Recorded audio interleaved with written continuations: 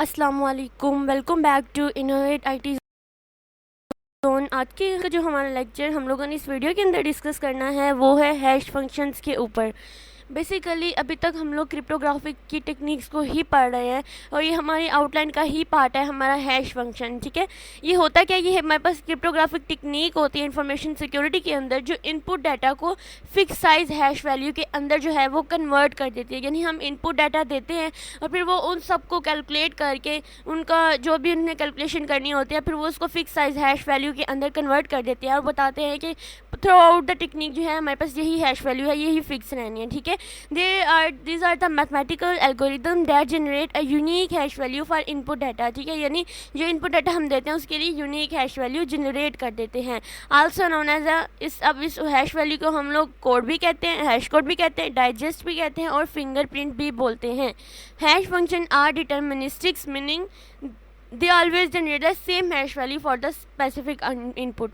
अच्छा, अगर मैं आपको रियल लाइफ एग्जांपल देती हूँ तो जब आप अपने फ़ोन को कोई बायोमेट्रिक करते हो यानी कि आप कोई फिंगरप्रिंट लगाते हो तो आप सिर्फ उस पूरे फ़ोन पर एक ही फिंगरप्रिंट लगा सकते हैं। ऑल्दो आप हो सकता है कि आप ऐप्स के ऊपर डिफरेंट डिफरेंट पासवर्ड लगाएं, ऐसा हो सकता है, लेकिन जो फिंगरप्रिंट होती है ये हमारी हैश वैल्यू होती है। ठीक है, इसका मतलब क्या होता है कि पूरे मोबाइल पर पूरे फ़ोन की सिक्योरिटी के लिए सिर्फ एक ही फिंगरप्रिंट लगना है और हम इसको चेंज नहीं कर सकते। यानी हर ऐप के लिए अलग अलग फिंगरप्रिंट हम नहीं लगा सकते हैं, हमने एक ही पूरे फ़ोन को फिंगरप्रिंट लगाना होता है और ये अगर इतनी आसानी से चेंज भी नहीं हम कर सकते हैं। ठीक है, hash value are primarily use for the data integrity verification, digital signature, password storage and data compression. यानी जो पासवर्ड हम लोग देते हैं, समटाइम्स हमें ऐसा ना हमें ऑप्शन आती है कि स्ट्रॉन्ग पासवर्ड लगाएं।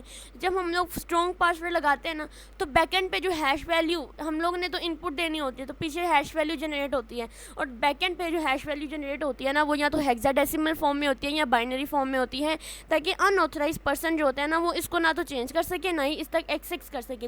यानी हैश वैल्यू के अंदर हमारी कॉन्फिडेंशियलिटी और हमारी इंटेग्रिटी दोनों की दोनों जो है वो मेंटेन रहती हैं और इतनी आसानी से हम लोग अपने डाटा को यानी जो हमने इनपुट डाटा था उसको आसानी से रिकवर भी नहीं कर सकते हैं अपनी हैश वैल्यू के लिए। क्योंकि अगर हम हैश वैल्यू चेंज करेंगे या इनपुट डाटा साइज वगैरह चेंज करेंगे तो हमें इसके अंदर का डाटा होगा ना तो उसके कॉरेस्पॉन्डिंग उसमें भी चेंजिंग आएगी। ठीक है, अब हैश वैल्यू जो हैश फंक्शन जो है ये वर्क कैसे करता है, सबसे पहला तो पॉइंट आता है इनपुट डाटा।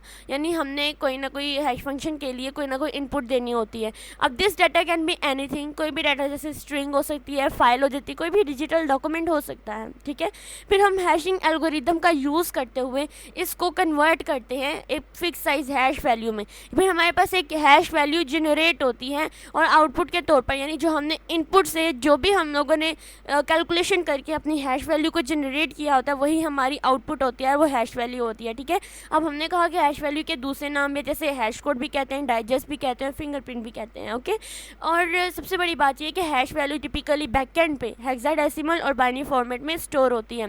इरिवर्सिबल का मतलब क्या होता है कि इरिवर्सिबल यानी ये वापस से चेंज नहीं हो सकती है। अगर हम इसको चेंज करने की कोशिश करते हैं तो क्या होता है कि हमारा अपना ही कोई ना कोई नुकसान होता है, हमारी ओरिजिनल डाटा के अंदर कोई ना कोई चेंजिंग आ जाती है, इसलिए ये इरिवर्सिबल होते हैं। हैश कुलियन, इसका मतलब क्या होता है कि दो हैश फंक्शन के लिए कोई सेम हैश वैल्यू होती है। जब एक ही सेम हैश वैल्यू दो डिफरेंट इनपुट्स के लिए होगी तो क्या होगा कि इससे भी डाटा इंटेग्रिटी मेंटेन नहीं रहती है। ठीक है, उसके बाद इसके कुछ की फीचर्स हैं जैसे डिटर्मिनिस्टिक्स है। डिटर्मिनिस्टिक का मतलब होता है कि हर यूनिक इनपुट के लिए हमें यूनिक आउटपुट ही मिलती है। ठीक है, फिक्स साइज आउटपुट होती है, इरिवर्सिबल अवलेंच इफेक्ट है, pre image resistant, कुलियन resistant. कुलियन resistant में तो यही है कि हम लोग जब एक ही सेम डाटा के लिए यानी अब ये सारे पॉइंट है ना ये रिपीट हो रहे हैं। ठीक है, हर एक में एक ही बात कही हुई है उन्होंने। पासवर्ड स्टोरेज भी है, डाटा वेरिफिकेशन भी है। इसके अगर एडवांटेजेस डिसएडवांटेजेस की बात करें तो ये फास्ट प्रोसेसिंग होता है डाटा कंप्रेशन में। ठीक है, ये सारे जो मैंने अभी आप लोगों को बताया ना ये इसके की फीचर भी हैं और इसके एडवांटेजेस भी हैं। अगर डिसएडवांटेजेस की बात करें तो हैश कुलियन जो कि बिल्कुल भी डाटा इंटेग्रिटी के लिए इफेक्टिव नहीं होती है। इरिवर्सिबल में हमने यही कहा कि हम डाटा को रिकवर ही नहीं कर सकते हैं। क्रिप्टोग्राफिक वीकनेस होती है इसमें और dependence on the algorithm quality, जो हमारे एल्गोरिदम की क्वालिटी होती है उसके ऊपर डिपेंड कर रही होती है जितनी भी सिक्योरिटी होती है। ठीक है, अगर इसका एल्गोरिदम वीक होता है ना तो हैश फंक्शन के खतरात यानी इसमें अटैक करने के खतरात या वल्नरेबिलिटीज़ बहुत ज़्यादा आ जाती हैं। Key management, secure keys are requirement for same hash function, necessity secure storage and management. अच्छा, अब मैं आपको ना एक एग्जांपल से बताती हूँ, मे बी कि यही एग्जांपल से पेपर में क्वेश्चन आ सकता है। ज़रूरी नहीं एग्जांपल है, लेकिन मैं पैटर्न तो आपको कम से कम बता ही सकती हूँ, स्टेप बता ही सकती हूँ कि अगर आपको कुछ इस तरह का है तो आप इन स्टेप को फॉलो करते हुए, क्योंकि हमें कोई अंदाज़ा नहीं होता कि हमारा पेपर जो है वो प्रैक्टिकल आना है, न्यूमेरिकल आना है, या फिर हमारा जो है ना वो थेरेटिकल आना है, क्योंकि ये कॉम्बिनेशन भी हो सकता है। और जैसे हमने पिछली दफ़ा मॉडलिंग एंड सिमुलेशन का देखा था, हमने अगर उसकी थ्रेटिकली तैयारी की तो वहाँ पर मैंने आपको न्यूमेरिकली भी प्रैक्टिस करवाई थी, और पेपर में भी न्यूमेरिकली ही ज़्यादातर आया हुआ था। तो हमने इसमें जैसे क्रिप्टोग्राफी से लेके अब तक जो हम लोग कर रहे हैं ना, हम उसमें न्यूमेरिकल एग्जाम्पल ज़रूर कर रहे हैं, ताकि अगर बाई चांस कोई क्वेश्चन इस तरह का आता है तो हम लोग जो है वो इसको अच्छी तरह से प्रिपेयर कर सकें। अब यहाँ पे इमेजिन करें कि हैश फंक्शन गिवन है और आपने क्या करना है, इसको स्ट्रिंग से इंटीजर के अंदर जो है कन्वर्ट करना है।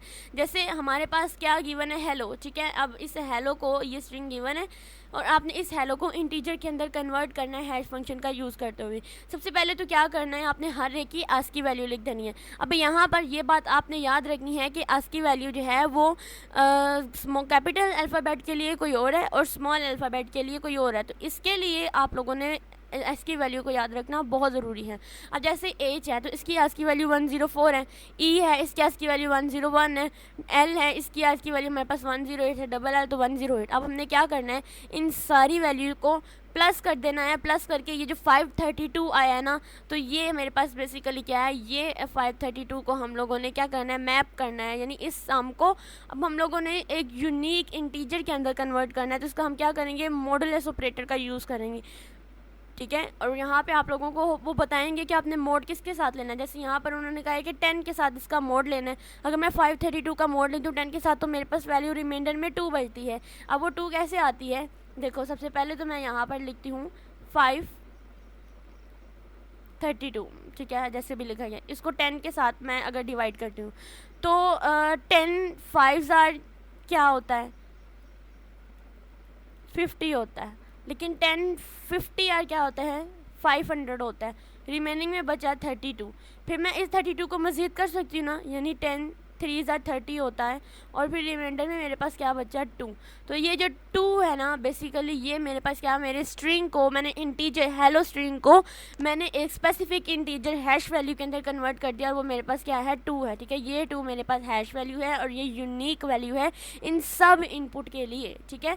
तो यहाँ पर हमारे हैश वैल्यू का होता है कॉन्सेप्ट कंप्लीट। सबसे पहले आप लोगों ने याद रखना है, अगर हमें वो कहते हैं स्ट्रिंग टू इंटीजर, तो आप लोगों ने क्या करना है कि सबसे पहले इसको, यानी ये हेलो वर्ड लिखा हुआ है, अगर आपको यहाँ पे इसकी जगह कोई भी वैल्यू, कोई भी स्ट्रिंग दे सकते हैं, आपका नाम भी दे सकते हैं, कुछ भी दे सकते हैं, वो इन्फॉर्मेशन सिक्योरिटी को कह सकते हैं कि इस इन्फॉर्मेशन सिक्योरिटी वाले वर्ड को आप लोगों ने हैश वैल्यू के अंदर कन्वर्ट करना है। तो आपने इनकी एसक्यू वैल्यूज़ लाजमी याद रखनी है, ठीक है। ये बस ये याद रखना है कहाँ से स्टार्ट हो रही है, आगे से आप खुद भी लिख सकते हैं।